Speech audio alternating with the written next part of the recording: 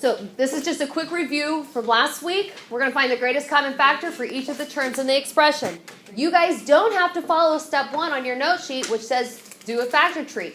Any number that's 99 or below, you guys have a prime factorization cheat sheet for, so use that.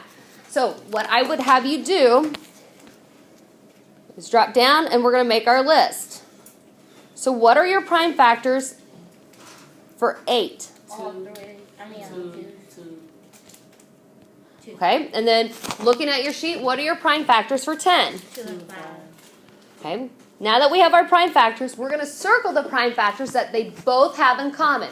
So what prime factor do they both have in common? 2. So I'm going to circle those. That's going to become my greatest common factor. It means the largest number that they both have in common. So what number do they both have in common? 2. So now I look, though, because 8 has a C. Does 10 have a C? No. No. So they don't have those in common. So the greatest common factor for 8C plus 10 is just going to be 2. Okay. Let's take a look at the next one. Now you have 32a squared b cubed minus 28a b to the 5th plus 24a cubed. For today's lesson, you don't need to worry about the negatives and the positives or the minus and the plus. We're going to worry about those 2 lessons from now, okay? So all you're going to have to worry about right now is finding the greatest common factor for the numbers that were listed. So Paige, what are my prime factors for 32? 5 2s. Okay, for 28, 2 2s and 7. and for 24. 3 2s and 3. Okay, nice.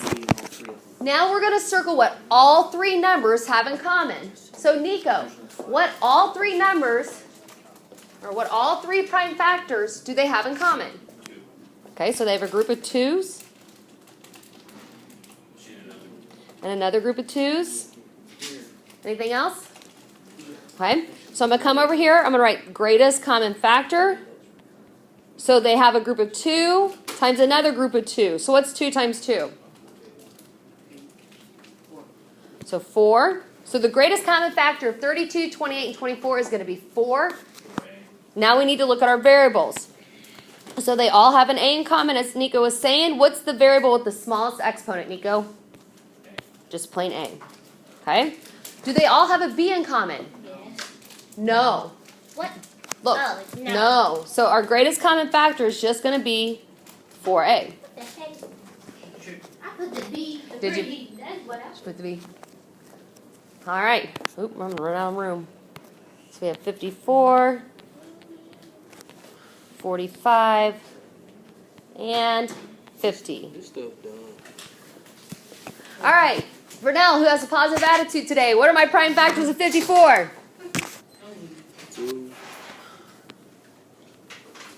3, So 2 times 3? yeah, Okay. times 3, Okay. times 3, Times another 3? yeah. All right. What about 45? For me, Yep. 3, 5, And 50.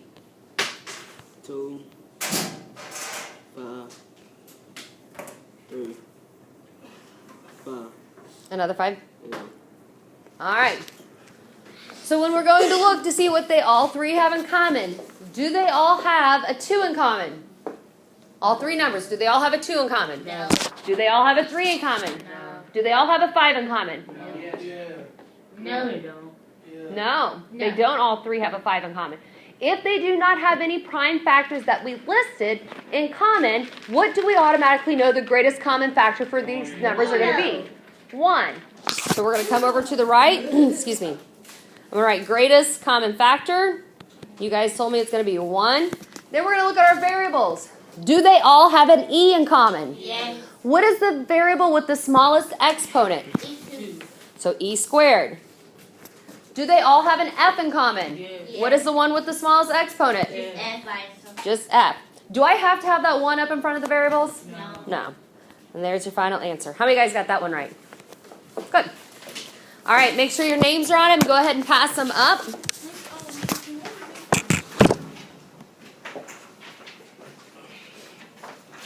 Make sure you put these on your register, right? Yeah, he already That's did your it. height. That's your width. Felicia. You're gonna find the What areas. are you doing?